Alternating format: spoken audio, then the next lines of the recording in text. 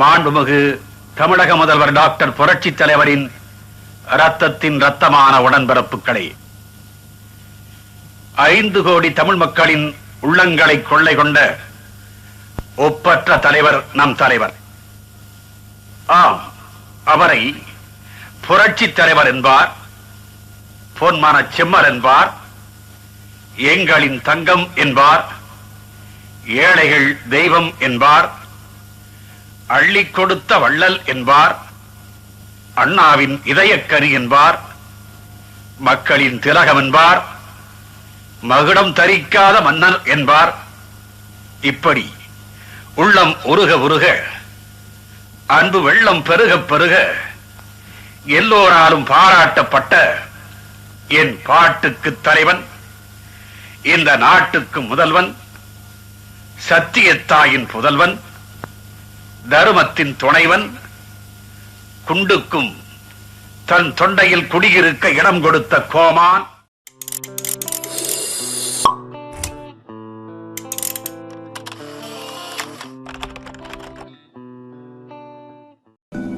நலிவுற்ற நாயகன் நலமுடன் விண்ணேறி தமிழக மண் வந்து சேர்ந்தான். பொலிவற்று சென்றவன் பொலிவுடன் வரும் காட்சி பொன்னான காட்சி. படுத்துக்கொண்டே அரசு கட்டிலில் ஜெயித்தவர்களில் முதன்மையானவர் பொன்மனமும் பொன்னுடலும் கொண்ட பூவுலக மன்னன் மருதூர் கோபாலகிருஷ்ணன் ராமச்சந்திரனையே சாரும்.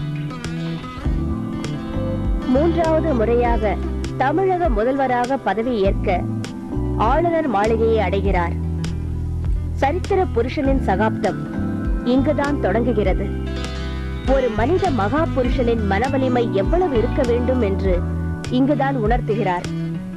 ஏழ்மையில் பட்ட கஷ்டங்களும், நடிப்புலகில் பெற்ற வெற்றிகளும், அரசியலில் பெற்ற காட்புணர்ச்சிகளையும், விதியின் பயனையும் ஒன்று சேர்த்து மன வலிமையுடன் தன்னை நாட்டுக்காக அர்ப்பணிக்கிறார்.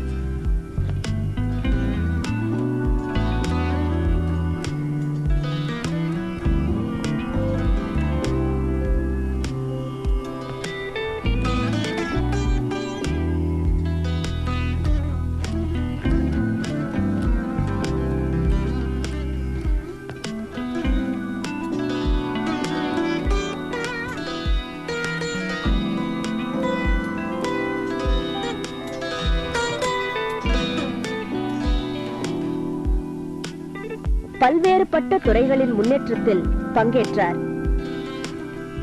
தமிழ் ஆதித்தம் சிலை திறப்பு,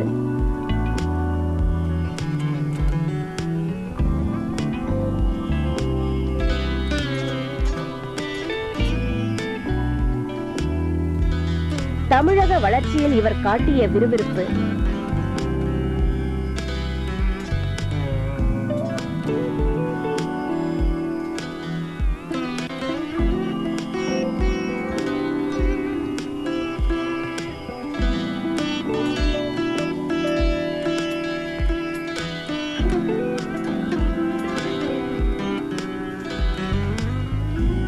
தமிழ் வளர்ச்சியில் இவர் பாங்கு அனைத்தும் தமிழ்நாட்டோடு இந்தியாவின் மறுமலர்ச்சிக்கு வழிவகுத்தது. கொள்கை பிடிப்பும் குழந்தை மனமும் அன்புக்கு அடிபணியும் இந்திய பிரதமர் ராஜீவ் காந்தி இந்திய இலங்கை ஒப்பந்தத்திற்கு இம்மாபெரும் புருஷன், இன்றைய அரசியல் ராஜதந்திரி எம்.ஜி. ராமச்சந்திரனே என்று புகழாரம் சூட்டுகிறார்.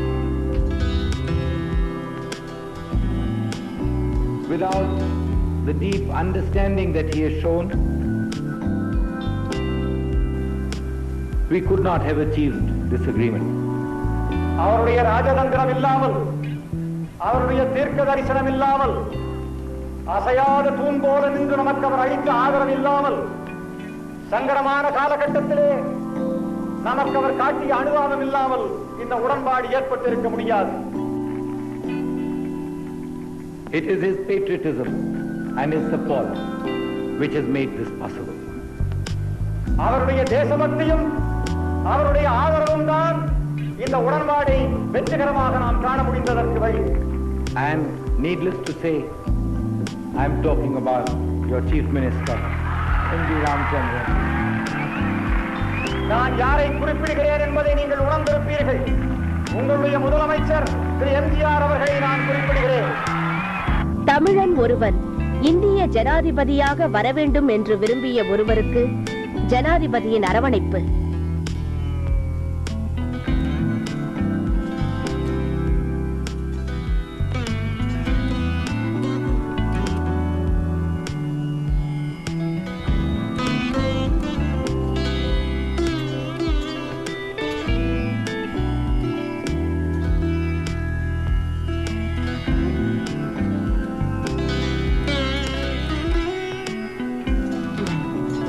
இந்தியாவின் சிற்பி, ரோஜாவின் ராஜா, நேரு பெருமானின் சிலை திறப்பு விழா அவர் பேரன் ராஜீவ்காந்தியின் கரத்தாலே நடத்திய மாட்சி.